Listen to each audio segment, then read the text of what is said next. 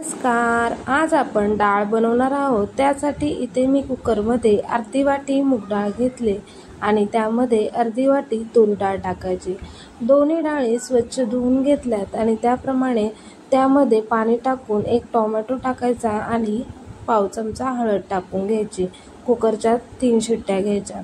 इथे मी एका ताटामध्ये 2 वाटी गव्हाचे पीठ घेतले आणि त्यामध्ये अर्धी वाटी बारीक रवा टाकलाय। त्यामध्ये पाव चमचा हळद टाकून घेतली आणि चवीप्रमाणे मीठ टाकून घ्यायचं। इथे मी 1 चमचा ओवा हातावर छान चुरगळून त्यामध्ये टाकणार आहे, त्यामुळे ओव्याचा फ्लेवर छान येतो। आता आपण ज्या 2 पळी तेल एका वाटीत घेणार आहोत आणि ते तेल छान कडकडीत गरम करून घ्यायचं आणि ते तेल या पिठामध्ये ओतून घ्यायचं। इथे तुम्ही पाहू शकता मी तेल मिश्रणामध्ये ओतून घेतलेले आहे।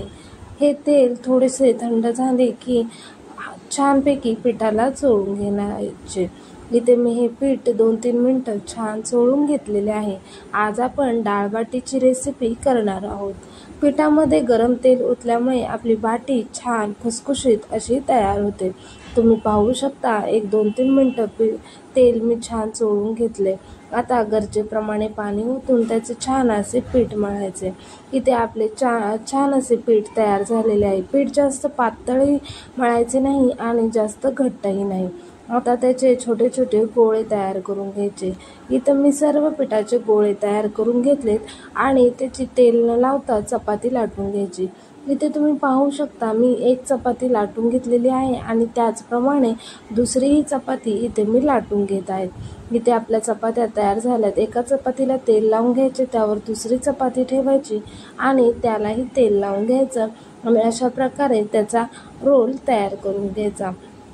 रोल कडेने दाबून घ्यायचा आणि आपले सर्व रोल इथं तयार झालेत आणि एका चाळणीमध्ये ठेवून हे रोल एक 10 ते 12 मिनिटं छान वाफवून घ्यायचे।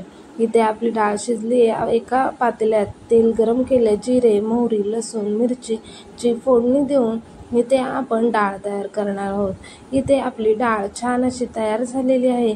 त्यावर थोडीशी वरून कोथिंबीर टाकून घ्यायची। इथे आपली डाळ तयार होईल। आता आपल्या ज्या बाट्या आपण शिजण्यासाठी ठेवल्या होत्या त्या बाट्याही छान अशा शिजलेल्या आहेत।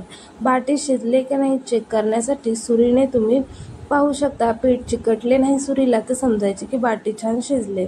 इथे सर्व बाट्या मी छान कापून घेतलेल्या आहेत आणि तुम्ही पाहू शकता आपल्या बाटीला कसे छान असे पदर सुटलेले आहेत। आता या बाट्या तेलामध्ये तळून घ्यायच्या। इथे मी तेल गरम करून घेतलेले आहे। तेल गरम झाल्यानंतर ह्या सर्व बाट्या त्यामध्ये टाकायच्या। मीडियम फ्लेमवर बाट्या छान खरपूस होईपर्यंत तळून घ्यायच्या। 1-4-5 मिनिटांनंतर तुम्ही पाहू शकता की बाट्यांचा रंग छान असा ब्राऊन कलर तयार झालेला आहे। 1-4-5 मिनिटात बाट्या छान तळल्या जातात। बाट्या छान खरपूस होईपर्यंत तळून घ्यायच्या। इथं आपल्या बाट्या तयार झालेल्या आहेत। पाहू शकता खरपूस अशा आपल्या बाट्या छान तयार झालेल्या आहेत।